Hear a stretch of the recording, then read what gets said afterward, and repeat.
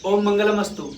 आप सबके हृदय में विराजमान श्री भगवान को मैं नमस्कार करता हूँ। आप सबका मंगल हो, आप सबका कल्याण हो। धर्म तत्व की खोज नामक श्रृंखला में हम लोग चर्चा करते हुए आज ये तीसरा वक्तव्य है। आज हम लोग महर्षि मनु के अनुसार धर्म क्या है उसको समझने का प्रयास करेंगे और प्रायः करके लगभग सभी धर्म ग्रंथों में, वो महाभारत हो, गीता हो इत्यादि अनेक, जैसे अत्रि स्मृति है इत्यादि इत्यादि जितनी स्मृतियां हैं, वेदों के भी अनेकानेक मंत्रों को हमने देखा खोज करके, सब में लगभग इसी 10 लक्षण बताए हैं महर्षि मनु ने। इन्हीं 10 के आसपास ही मिलते जुलते लगभग सभी धर्म ग्रंथों में हैं।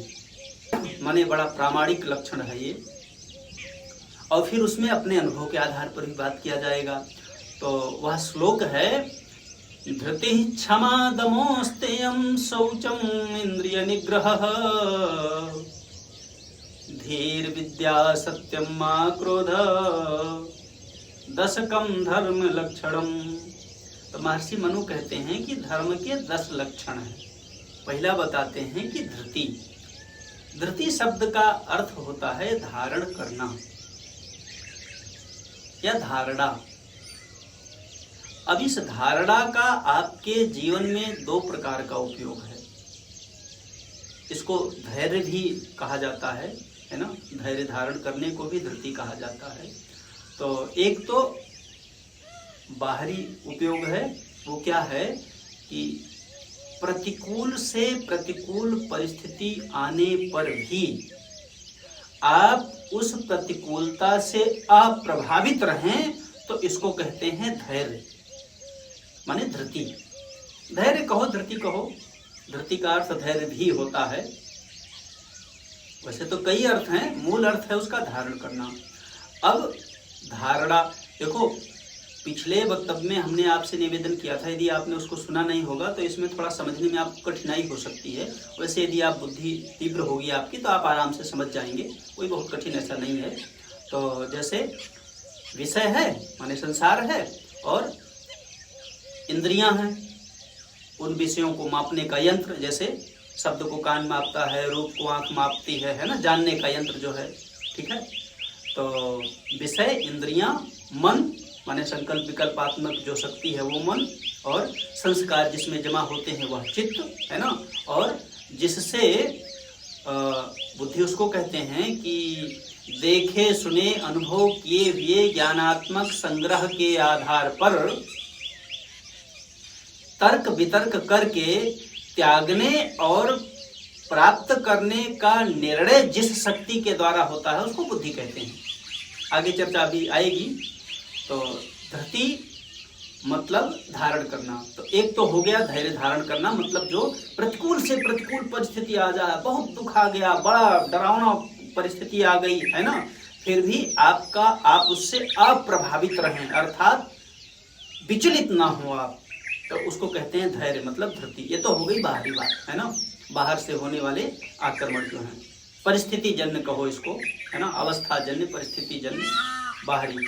और धृति का जो मूल अर्थ है ना, वो मूल अर्थ ये है कि जैसे आप देखो, एक विज्ञान है, जब तक आप अपने आप को कुछ मान नहीं लेते हैं तब तक आप में किसी प्रकार का कोई चिंतन नहीं हो सकता। चित्त माने संस्कार का उदय नहीं हो सकता है, और जब तक संस्कार उत्पन्न नहीं होता है तब तक आप संकल्प नहीं कर सकते।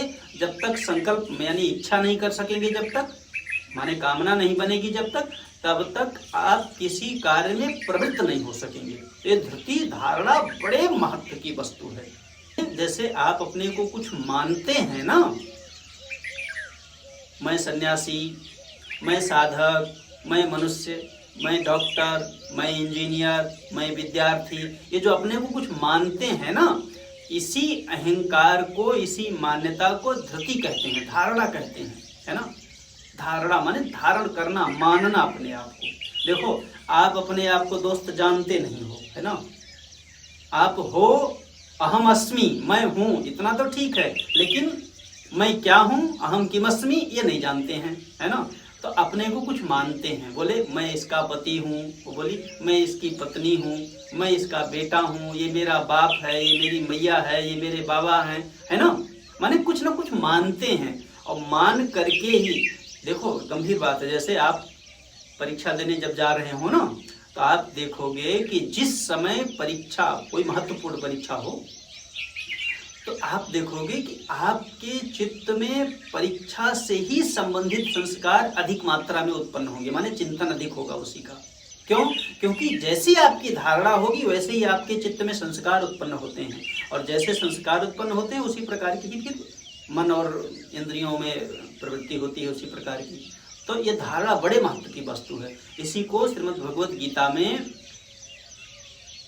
महर्षि व्यास बताते हैं कि ये 3 प्रकार की होती है, एक सात्विक, एक राजस, एक तामस। बोले धृत्या यया धार्यते मनः प्राणेन्द्रिय क्रियः योगेनाव्यभिचारिण्या धृति सा पार्थ सात्विकी। मतलब वो अव्यभिचारिणी धृति, माने जो बदलती नहीं है ना, माने ऐसी धृति जो बदले नहीं, जिसमें व्यभिचार का दोष, व्यभिचार का दोष का मतलब है उसको ऐसा समझो कि जैसे आपने मान लो अपने को माना मैं सन्यासी, या हमने अपने को माना कि मैं सन्यासी, अब मैं सन्यास धर्म के विरुद्ध कुछ न करूं तो मेरी ये धारणा अव्यभिचारिणी है, माने उसमें व्यभिचार दोष नहीं है। व्यभिचार शब्द का प्रयोग होता है ना कि पत्नी किसी की और की है और संग किसी और से कर रही है, तो उसको व्यभिचार बोलते हैं। माने वो जो करना चाहिए सो नहीं कर रहे हैं, जो सोचना चाहिए सो नहीं सोच रहे हैं, माने माना कुछ और कार्य कुछ और कर रहे हैं। इसको व्यभिचार दोष कहते हैं, मान्यता विरुद्ध आचरण। तो उस धारणा के विपरीत आचरण न होने पाए उसको अव्यभिचारिणी धृति कहते हैं।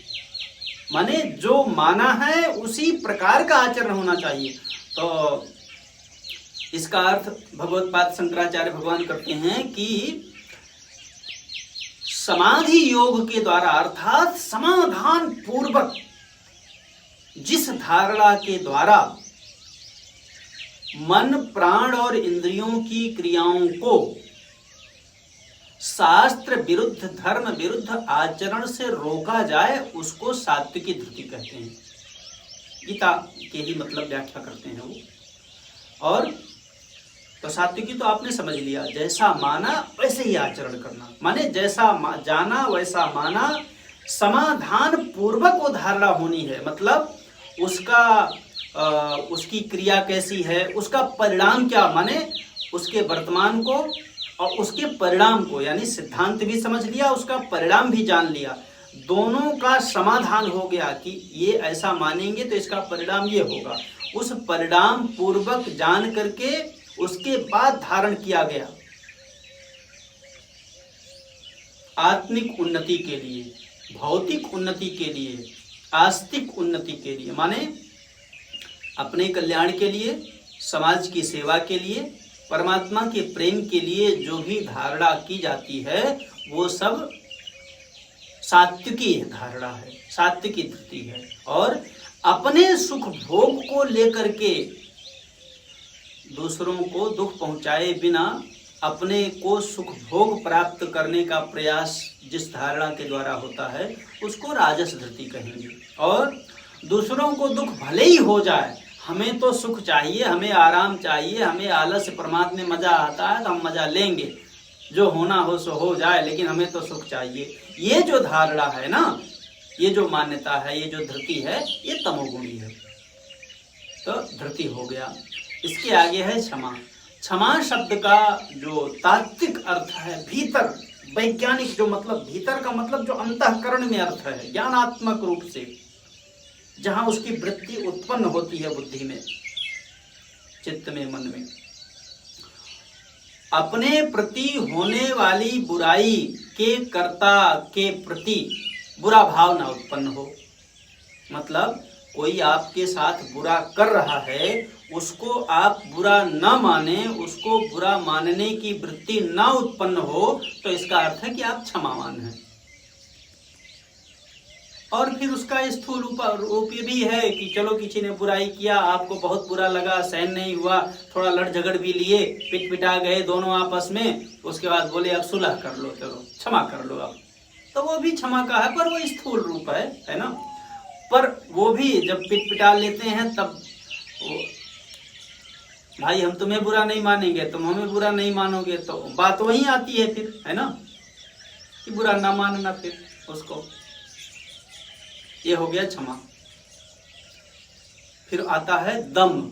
दम शब्द का अर्थ होता है कि इंद्रियों का दमन करना। दमन करने का मतलब होता है आपकी इंद्रियां आपके वशवर्ती हों, आपकी इंद्रियां आपके मन के अधीन हो, आपका मन आपके बुद्धि के अधीन हो, आपकी बुद्धि सत्य ज्ञान के प्रकाश जो मिला है ना विवेक, उस विवेक के अधीन हो। माने जिस ज्ञान से आप सही गलत का निर्णय करते हैं, विभाजन करते हैं कि ये सही है ये गलत है, उस ज्ञान के प्रकाश से बुद्धि प्रकाशित हो। बुद्धि केवल कामना पूर्ति के लिए प्रयास न करने लग जाए, है ना। तो इस प्रकार से इंद्रियां आपके बस में हों। कैसे बस में हों? जब आवश्यकता हो तो बोलेंगे, नहीं आवश्यकता है तो मौन, आवश्यकता है तो सुनेंगे, नहीं आवश्यकता है तो नहीं सुनेंगे। आवाज आ रहा है लेकिन सुनने से कोई प्रयोजन नहीं है। कई बार आपने देखा होगा आवाजें बहुत सी आ रही हैं, तमाम लोग जा रहे हैं, बातचीत कर रहे हैं आसपास में, आपका मन कहीं और लगा हुआ है किसी इंद्रिय के साथ या किसी विचार के साथ, तो नहीं सुनाई देता। माने सुनते हुए भी अनसुने के समान होता है वो। तो कहते हैं कि दमन, इंद्रियों का दम माने इंद्रियों का नियंत्रण कैसा होना चाहिए कि अगर आवश्यकता है तो आपकी इंद्रियां काम करें और आवश्यकता न हो तो आपकी इंद्रियां शांत हो जाए, मतलब अपने अधिष्ठान में लीन हो जाए। इंद्रियों का अधिष्ठान मन है तो मन में लीन हो जाए। तो ये हो गया दम, है ना। स्तेय माने, अस्तेय माने होता है, स्तेय माने होता है चोरी करना, माने दूसरे के पराये धन को अपना बनाने की कोशिश करना, अपना मानना या अपना बना लेना, चोरी करना, है ना। लेकिन अस्तेय का अर्थ होता है इसके विपरीत, चोरी न करना, पर धन को अपना न मानना या अपना बनाने की कोशिश न करना। और अगला आता है शौच। शौच का अर्थ होता है पवित्रता, शुद्धता, स्वच्छता। तो एक तो होता है बाहरी शुद्धि, माने शरीर को मिट्टी जल इत्यादि से, आजकल की भाषा में तो साबुन, बहुत अच्छे अच्छे साबुन भी आ रहे हैं तमाम सुगंधित, पर जो शास्त्रीय भाषा है वो मृत्तिका है, जल है और अमुक अमुक प्रकार की औषधियां हैं, है ना। तो जल, औषधि, मिट्टी इत्यादि से शरीर को स्वच्छ करना वो शुद्धि है। नदी में स्नान इत्यादि करना वो भी, माने स्नान मार्जन इत्यादि करना वो सब शुद्धि के अंतर्गत आता है, बाह्य शुद्धि, शौच। आंतरिक शुद्धि क्या है? किसी के साथ बुराई न करना, किसी का बुरा न चाहना, किसी को बुरा न समझना, माने किसी के प्रति बुरा संकल्प ना हो, किसी के प्रति बुरी धारणा ना हो, माने किसी को बुरा ना समझो और किसी का बुरा ना करो। ये हो गया आंतरिक शुद्धि। तो ये हो गया शौच। आगे आता है इंद्रिय निग्रह। अभी इंद्रिय निग्रह शब्द में इंद्रिय लगा है, उसका सीधा अर्थ तो है कि इंद्रियों को बस में करना, पर यहाँ वो अर्थ नहीं है। यहाँ पर ये अर्थ है कि सम, क्योंकि दम एक जगह दे चुके हैं इंद्रियों के निग्रह के लिए, है ना। दम का अर्थ होता है इंद्रियों को रोकना। तो अब यहाँ इंद्रिय निग्रह का अर्थ इंद्रियों को रोकना नहीं है, बल्कि अंतःकरण को रोकना। मतलब सम का अर्थ होता है अंतःकरण का अपने वशवर्ती होना, माने आपके चित्त में अपने आप कोई चिंतन न होने पाए, अथवा आप उन चिंतन से असंग रहें, कोई कामना ना उत्पन्न होने पाए। आपकी सारी जो गतिविधि है अंतःकरण की वो ज्ञान के प्रकाश में हो, वो आपके बस में हो। मतलब आवश्यकता है तो संकल्प होगा और नहीं आवश्यकता है तो निसंकल्प रहेंगे। तो इसको कहते हैं सम, इसी को कहते हैं इंद्रिय निग्रह। आगे आता है धी। धी का अर्थ होता है बुद्धि। बुद्धि का क्या मतलब होता है? देखे सुने अनुभव किए हुए ज्ञानात्मक संग्रह के आधार पर तर्क वितर्क करके प्राप्त करने अथवा छोड़ने का निर्णय जिस शक्ति के द्वारा किया जाता है उसको बुद्धि कहते हैं। पर यहाँ सामान्य बुद्धि की बात नहीं हो रही, यहाँ सात्विक बुद्धि की बात हो रही है। माने वह बुद्धि जिसमें विवेक का प्रकाश है, मतलब जो सत्य असत्य का विभाजन कर दे बिल्कुल एकदम से कि ये सही है ये गलत है। यहाँ उस बुद्धि को मतलब लक्षण किया जा रहा है धर्म के अंतर्गत। और उसके आगे आता है विद्या। अब विद्या शब्द का क्या अर्थ होता है? या विद्या सा विमुक्तये, सा विद्या या विमुक्तये। विद्या वही है जो मुक्त करने की ओर ले जाए, पराधीनता से मुक्त करे, जड़ता से मुक्त करे, असमर्थता से मुक्त करे, हाँ, स्वतंत्र करे, शक्ति बढ़ाए, हाँ, माने विकास की ओर जो ले जाए, वो विद्या है। अब कौन सी विद्या है, उस विद्या का क्या अर्थ है? देखो, बुद्धि का अर्थ तो आपने सुन लिया, देखे सुने अनुभव किए हुए ज्ञानात्मक संग्रह के आधार पर तर्क वितर्क करके पाने और छोड़ने का निर्णय जिस शक्ति से करते हैं उसको तो बुद्धि कहा। और सत्य ज्ञान का वह प्रकाश जिसके द्वारा आप सत्य और असत्य का विभाजन करते हैं, वर्गीकरण करते हैं, बांटते हैं कि ये सही है और ये गलत है, उसको तो विवेक कहा।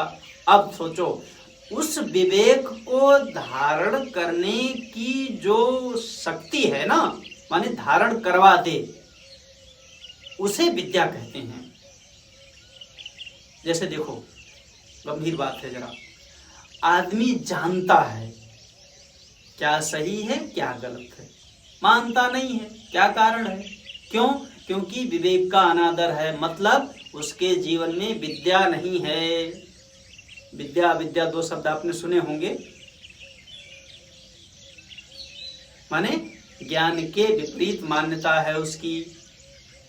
विवेक कुछ कह रहा, मान कुछ और रहा है, मतलब अविद्या का प्रवेश वहां है। और सत्य ज्ञान के प्रकाश से प्रकाशित बुद्धि के द्वारा जो निर्णित सत्य निकला है उसको धारण करवा दे जीवन में, उसको विद्या कहते हैं। सा विद्या विमुक्तये,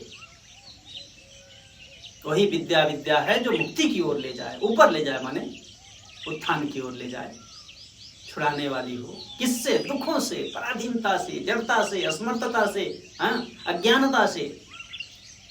उसके बाद आता है सत्यम, माने सत्य बोलना। फिर आता है अक्रोध, माने क्रोध न करना। ये 10 लक्षण हैं धर्म के, ऐसा महर्षि मनु कहते हैं। अब इसको जरा जीवन से मिला करके देखो, इनके बिना, देखो मैं पहले बता दूं, मैं कोई पक्षपाती आदमी नहीं हूं, मेरा कोई आग्रह दुराग्रह नहीं है कि आप इसको माने ना, तुम्हारी मौज है, मानो या मत मानो। मेरे मन में बात आई, विचार हुआ भगवत प्रेरणा से कि आपको सुना दें, तो सुना दिया। अब आप मानेंगे कि नहीं मानेंगे उसमें आप स्वतंत्र हैं। यदि वास्तव में धर्म क्या है इसको आप एक वाक्य में यदि कहा जाए ना, तो दोषों का त्याग ही धर्म है। इसी एक वाक्य की व्याख्या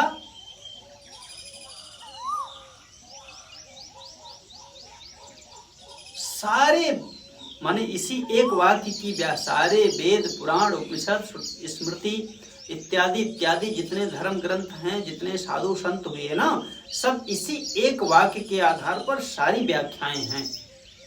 दोष का त्याग। अब वो फिर विस्तृत विषय है, इसको फिर किसी अगले वक्तव्य में चर्चा करेंगे, है ना, क्योंकि फिर वक्तव्य बहुत लंबा हो जाएगा।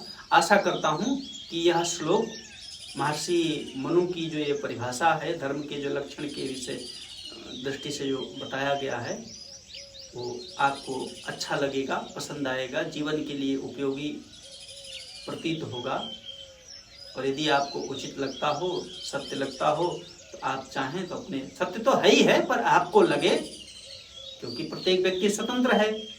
अब आपकी स्वतंत्रता का अपहरण तो कोई कर नहीं सकता है ना। आप स्वयं चाहो तो भले कर लो अपनी स्वतंत्रता का अपहरण, अपने आप को परतंत्र बना लो, माने सही को गलत मान लो, गलत को सही मान लो, उल्टी बुद्धि कर लो। आजकल उल्टी बुद्धि हो रही है, इसीलिए लोग परेशान हो रहे हैं।